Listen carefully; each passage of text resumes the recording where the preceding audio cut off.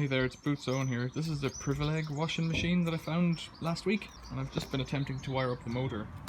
So I've stripped out all the cabling for the machine because it's got an error fault and I don't know what it is and I can't really be bothered to fix it.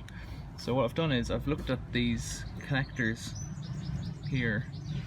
I've tried to identify the pin out. You've got two earth pins up here. We're going to disregard them completely, although I can actually just put an earth on there because I have one spare. Let's do that for safety.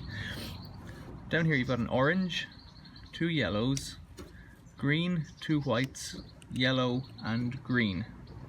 I call that light green, I guess. These two are smaller gauge cables than the other ones, and my instant presumption is that they go to the tachometer on the bottom of the motor. Then over here I've got a yellow one and a green one on the end. They have a kind of a braided coating on the end, and I've identified that they both go to the brushes. So this makes it really easy. So now we've got two brushes and 1, 2, 3 and 4 cables going to the armature windings on the outside. So these windings here in the center of the rotor, they're the windings that the brushes go to, and the ones here and over here, they're the various armature windings. So we've got 4 taps into the armature windings, which means there'll be different speeds presumably. So what I'll do is I'll fire it up and see if I can get a high speed. Before I do that, I'll tell you what I've done here. So I've got the neutral and the live, brown and blue. Brown is the live, blue is the neutral, coming into the washing machine from the electricity in the mains, and it's plugged out at the moment. And then I've got this little brown jumper cable. So the power is coming in, if we want to think of it that way, through the live cable going into one of the brushes, in this case the green. Then it's coming from the other brush into this brown cable, this jumper cable. Then it's going from that jumper cable into one of the armature windings, and then it's going back out from the armature windings back to the electricity. So the power is doing a circuit through one armature winding, then through the brushes into the central rotor winding, and then back out again. So if I plug this in, it should just spin up. Get that bit of fluff off it there. So I'll do that. So there's no switch or anything. When I plug it in, it should just go. Ooh, it's doing something. Smoke's coming out of the motor. That doesn't seem good. So let's see if it's... Motor spins, but it's not right. So I'll leave it unplugged, and what I'll do is I'll switch over this one, this blue one, for over here and see if that makes a difference. Obviously don't want smoke coming out because that's just it dying. Try again. That's the electricity in the house popped. So there may be a fault. No, there shouldn't be, because we have seen the motor running. We're plugged out again, so I don't mind putting my fingers in here. Could just do it this way. I'll try and see if that makes any noises, but I think I've blown the electricity in the house, and sometimes that happens. So yeah, I'll switch the power back on and come back. So yes, whatever arrangement I had there did trip the electricity. So let's try one more time with that new arrangement. We're not getting anything out of that. So maybe the white cables don't do anything. So I've got it plugged out again. Let's put the jumper over to this one. Snap in, let's turn it around. There we go, and put the neutral onto the green. Maybe the two whites do something else that I don't understand. Yeah, so it's got that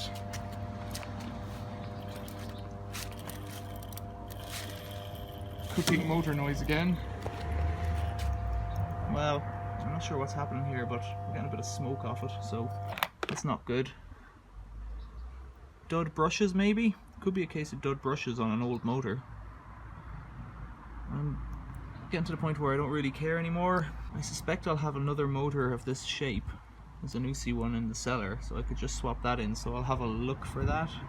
I'd rather get this one going. Let's try something else. I'm plugged out again. Let's just try swapping this one and this one. See if that makes any difference. This is how I figure these things out normally. There isn't much science to it. I normally, rule out the tacho windings and that, but we know that those two are the brushes because they are. So it's just a matter of finding out which coil has a tap on it that works. So we got nothing there. So as luck would have it, I have a spare motor. It has a different pin out, but I've had it wired before. I've still got a little jumper cable on it. So what I'll do is I'll fit this motor. It says working on it, which is normally a good sign.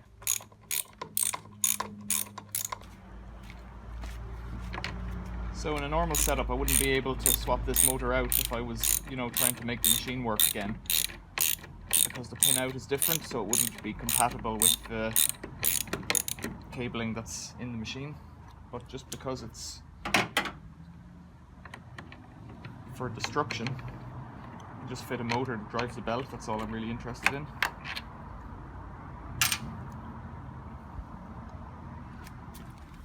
There we go. That's how you get it out when you don't care about it. There's the old one. Bearings feel nice, but I might take a look at the brushes just out of fun. They're held on with these little. The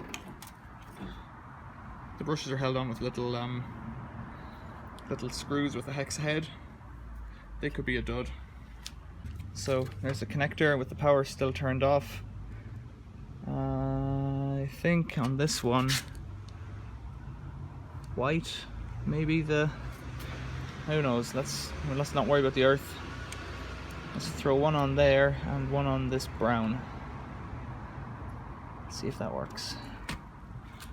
We've got no load on it yet, no belt, so let's plug that in. Nope, nothing doing there. Let's try this one. Nope, nothing there. We're plugged out again. Put it in that way.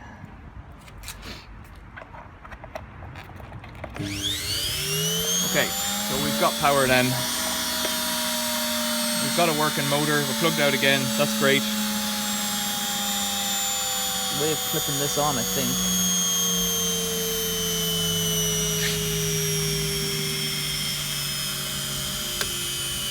That's clipped on there now. Get a cable tie on that.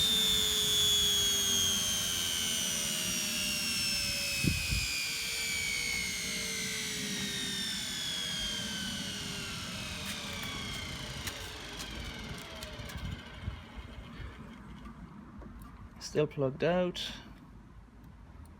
Just put a cable tie on there.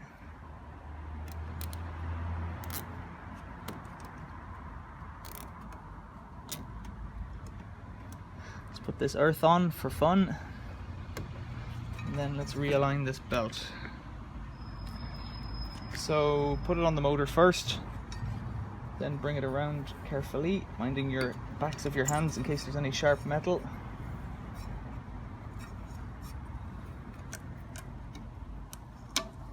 And the little white tab there is because I was doing speed tests on this motor. I used this motor in the video before about running a universal motor on DC. That's where this motor, you might have seen it before if you recognize it.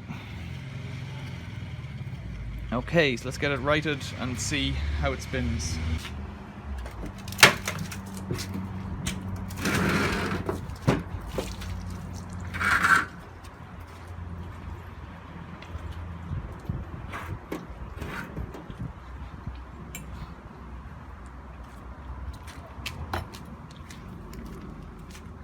Now, as luck would have it, all that soapy water just splashed out on the connections, so I'll plug it in anyway and see what happens. It doesn't mind the water, as most things don't. So just as a test, let's throw in the PCB from this washing machine. You get a bit of vibration there, but not much.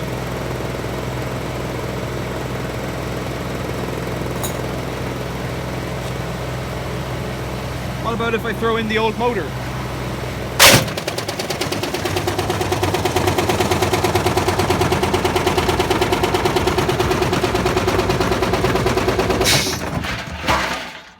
Wow, something happened there. Let's plug it out. Sounds like we had a metal issue. May have been one of the fastest in history.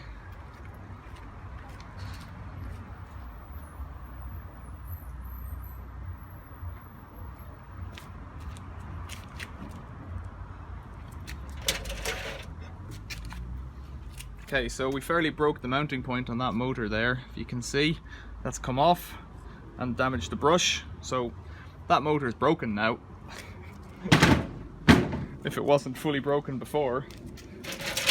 We've tidied up the PCB a little bit. It's still turning, the drum, so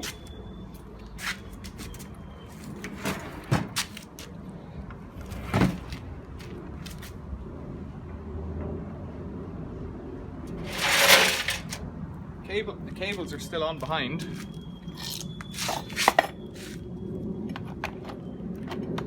I might just have lost electricity. I'll go inside and check.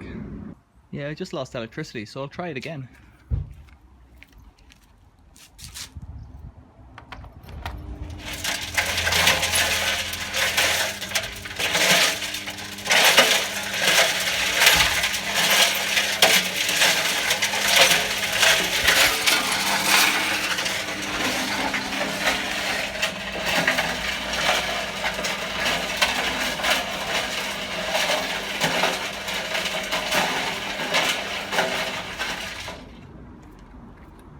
As you can see, it's not spinning at the same speed that it was. It's plugged out again.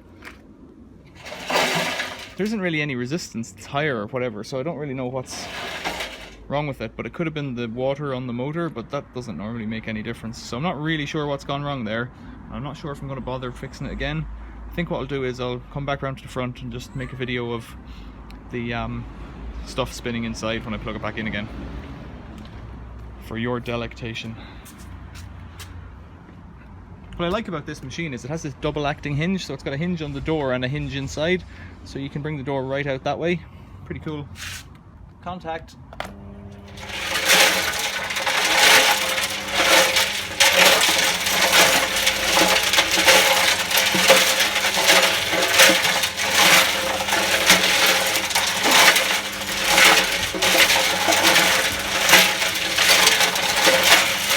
Let's put a brick in for old time's sake.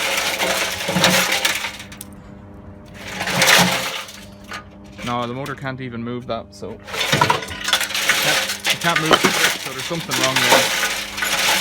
Alright, thanks for watching, see you later.